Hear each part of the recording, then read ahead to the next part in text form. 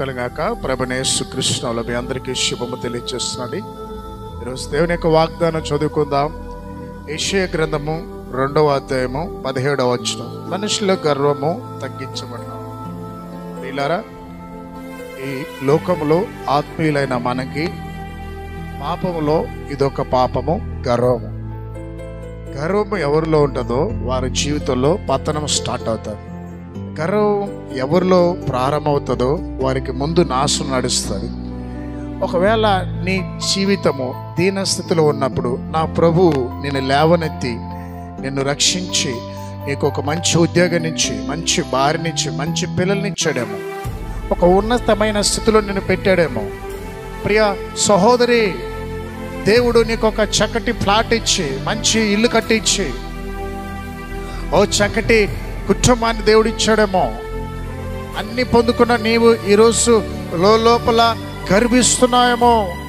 నీకున్న ధనాన్ని బట్టి, నీకున్న అందాన్ని బట్టి, నీకున్న జ్ఞానాన్ని బట్టి కలిగి ఉన్నది ఏది కూడా నా దేవుడు అనుగ్రహం ద్వారానే మీరు పొందుకున్నారు.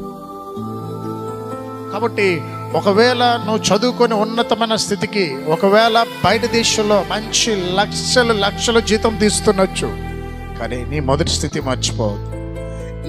నా ప్రభు నిన్ను ఏ స్థితిలో పట్టుకున్నాడో, ఏ స్థితిలో లేవనెత్తాడో, ఏ స్థితిలో నిన్ను ఆదరించాడో, ఏ స్థితిలో ఉన్నప్పుడు నిన్ను స్వస్థపరిచాడో, ఏ ఒంటరి స్థితిలో ఉన్నప్పుడు నిన్ను హత్తుకున్నాడైనా, ఆ స్థితిని మర్చిపోకండి. అందుకే గర్వం ఏలుబడి చేస్తున్నాడు. కాబట్టి ఉదయకాల వాగ్దానం దేవుడు మనతో మాట్లాడుతున్నాడు. మన బ్రతుకులో ఎప్పుడే కానీ, ఏ రోజే కానీ దేన్ని బట్టి గర్వించకూడదని. ఒకవేళ నీ లోపల గర్వం వచ్చిందా, నేనే అహంకారం వచ్చిందా, నా వలననే పదాన్ని నీ నోట్లో వస్తున్నదా, రాసి పెట్టుకోండి. నీ జీవితం పతనానికి ప్రారంభం. ఎప్పుడైతే నా వల్ల కాదు, నేను సేవిస్తున్న నా దేవుని వల్ల, ఆయన కృప వల్ల ఈ స్థితిలో ఉన్నాను, నా యేసయ్య దయ వల్ల ఈరోజు నాకు ఇంత చక్కటి భర్త, ఇంత చక్కటి పిల్లలు, ఇంత మంచి ఉద్యోగము, ఇంత మంచి ఇల్లు, ఇంత మంచి సంఘము అని నువ్వు ఎప్పుడు భావిస్తావు, అప్పుడు నా దేవుడు నిన్ను అంచెలంచెలుగా ఇంకా దీవిస్తాను. కాబట్టి ఒకవేళ నీలో గర్వం ఉన్నదేమో సరి చేసుకోండి. పొరపాటున కూడా తలంపులు కూడా రావద్దు. నీ నీ నీ నా దేవుడు ఇదే రావాలి నీ తలంపులు. పడుకున్నా అదే ఉండాలి, లేచినా అదే ఉండాలి. కాబట్టి నా దేవుని యొక్క కృప మిమ్మల్ని ఆవరించి ప్రతి ఒక్కరిని దీనులుగా మలచునుగాక.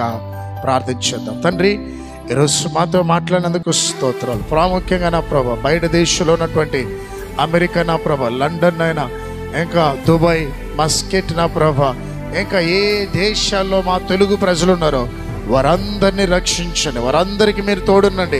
ఎవరెవరెలా అక్కడ ఇబ్బందులు పడుతున్నారో ఆ ఇబ్బందుల నుంచి వారిని విడుదల దయచేయండి నా ప్రభు. ప్రాముఖ్యంగా నాయన ప్రత్యేకించి అయ్యా ఈ ఉదయకాలం నా ప్రభ, ఎంతమంది ఉద్యోగం లేకుండా ఇంటర్వ్యూకి వెళ్తున్నారు, వారి ఇంటర్వ్యూలో చక్కగా పాస్ అయ్యి ఉద్యోగం రావడానికి సహాయం చేయండి. ప్రమోషన్ కొరకు ఎదురు చూస్తున్నారు, వారి జీవితంలో ప్రమోషన్ దయచేయండి. దేవా, ఎంతమందినైనా వాహనాలు కావాలని, బైక్ కావాలని, కారు కావాలని ప్రార్థన చేస్తున్నారు. ఉదయకాలం వారి ప్రార్థన ఆలకించి వారికి వాహనాన్ని, వస్తువులు దయచేయండి నా ప్రభా. వాడికి ఇంట్లో ఉన్న బిడ్డలైనా రాబోయే దినాల వారికి సొంత గృహాన్ని కట్టించమని, పుట్టినరోజు వివాహ దినం జరుగుతున్న బిడ్డలు దీవించమని యేసు నామములో ప్రార్థిస్తున్నాం తండ్రి. ఆమేన్.